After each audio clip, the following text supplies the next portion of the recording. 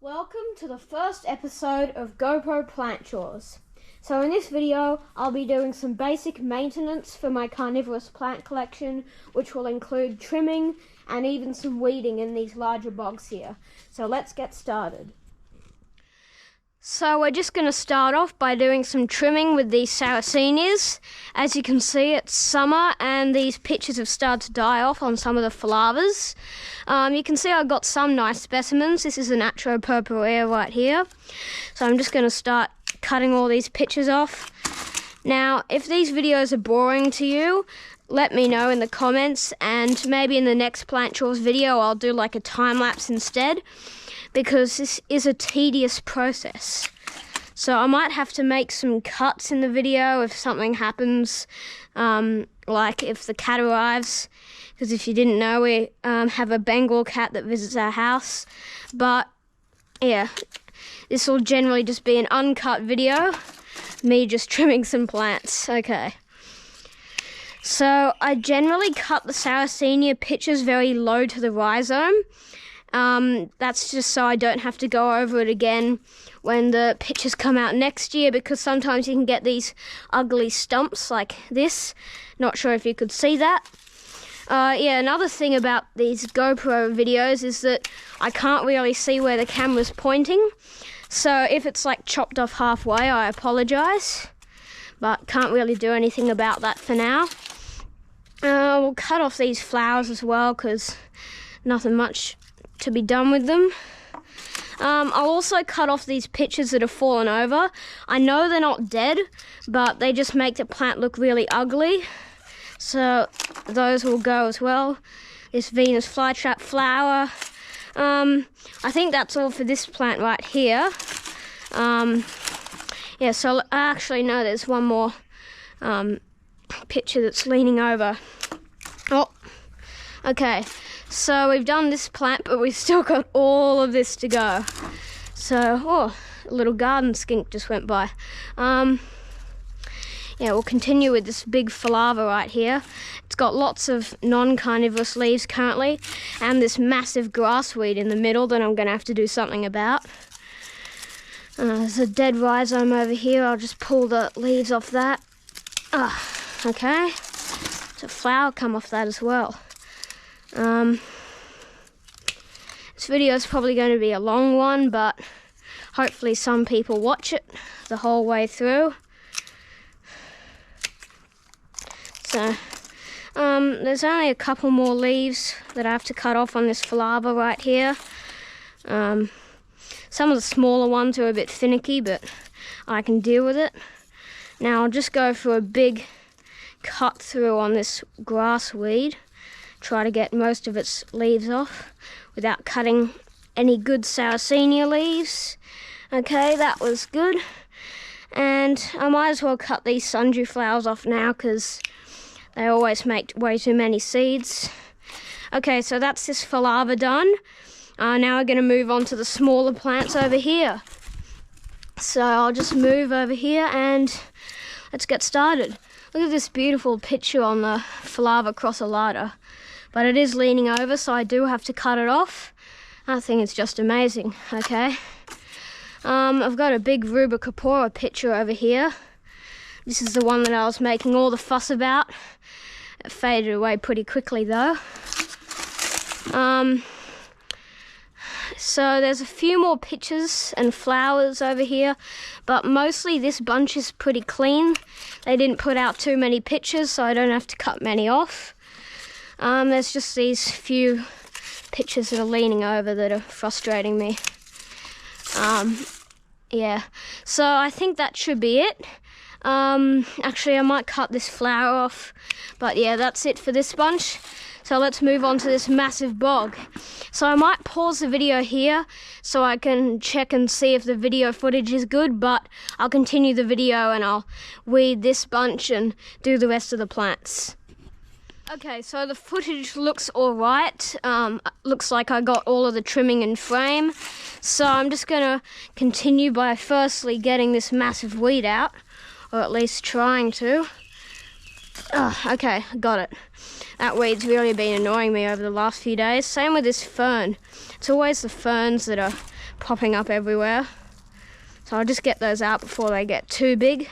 Yeah, so I might just start getting this sort of dead growth off. A couple pictures on my Daniel Rudd. Okay. Oh, the juice splattered all over my leg.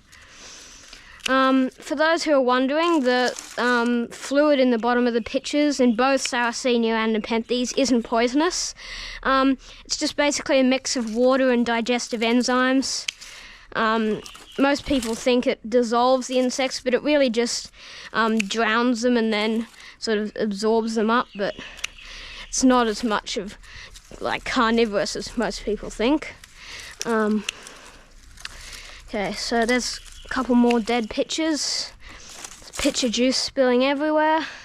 This one's just got a little bit of brown at the top. So is this one, but those ones down the bottom have a lot. So they're coming off. There's a massive fern in here as well, which is annoying. Pitcher fluid all over my leg again. Oh, okay. These ferns are really annoying me. They get so massive so quickly. And I just pulled a perfectly good picture off my reedii cross morii. But it does have some other good pictures there. Geez, those birds are going crazy.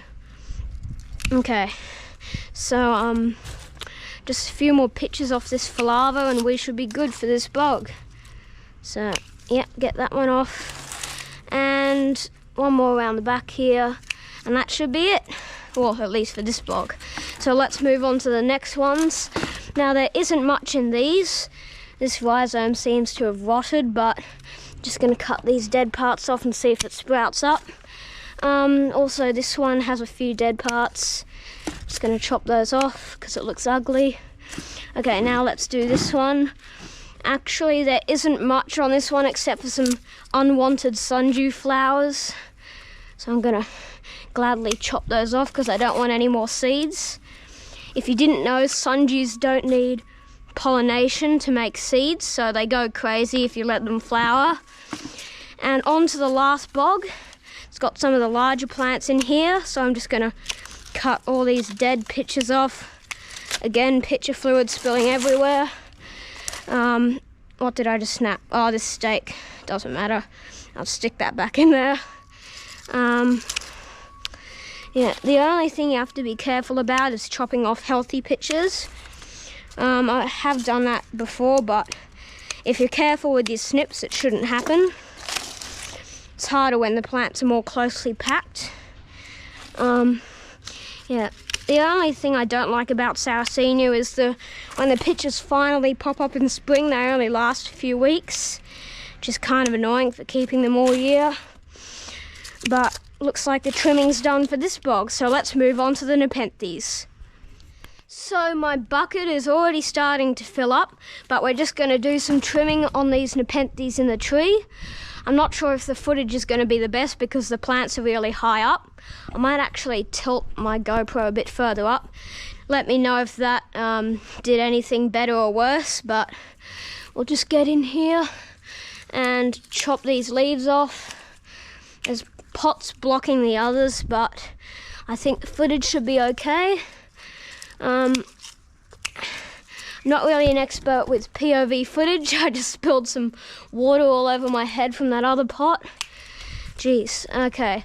So that plant in the back should be done. Now let's move on to this ventrata. I bought it as a lata for a ridiculous price, but it actually turned out to be the hybrid. But I'm not complaining, it's actually a pretty nice plant, and when I got it, it was also pretty sizable. I'll just chop this yellow leaf off on my maxima, and these couple dead traps on this ventricosa plant, and that should be nepenthes in the tree done. So let's move on to the plants on the table. Okay, so my GoPro is rapidly running out of battery, but we're just going to continue with some trimming. I'll put my bucket over here because it's easier to access. Some of these pitchers have only just died off, but others have been sitting there for a while, sort of getting crispy. But yeah, some of these plants from Exotica, the pitchers die off when you first import them, but then they just grow back, so that's always good. Any dead pictures on this Carnivorous ventricosa? No. Oh yeah, there is a dead leaf on my really unhealthy looking maxima. Nothing on my Gothica down there, nothing on this plant. Oh yeah, exciting update. This plant actually has a male flower, although I can't really do anything about it because I don't have a female, but I might try to collect some pollen. Okay, so around that other side I can see a dead Rocco picture, so I'm going to go over there and chop it off. But first, a little interlude, dead Rebecca Soper picture. So I might chop this one off now. It has some browning at the bottom, doesn't look nice at all. This plant was actually in my profile picture, which is interesting. Anything around here? Oh yeah, forgot about this picture. And it's actually got some other ones around the side, same as my ventricosa. Okay, there's actually a lot of dead pictures over here, so I'm going to bring my bucket a bit closer, get some dead leaves off as well. Okay. Oh, well, that was supposed to be a cutting, but it didn't work out. Yeah, I'm just going to have to sort of find my way through here to chop off these pictures. There's one. Here's another one. And there should be a few ventricosa pictures right here. Now this plant should have more pictures, but it is flowering up here, so that takes away a lot of energy. Yeah, so just try to get some of these Rocco pictures off, more picture fluid spilling, and get this faraway ventricosa picture off if I can reach it, and this last Rocco picture, and we should be done. So thanks for watching, and I'll see you in the next one.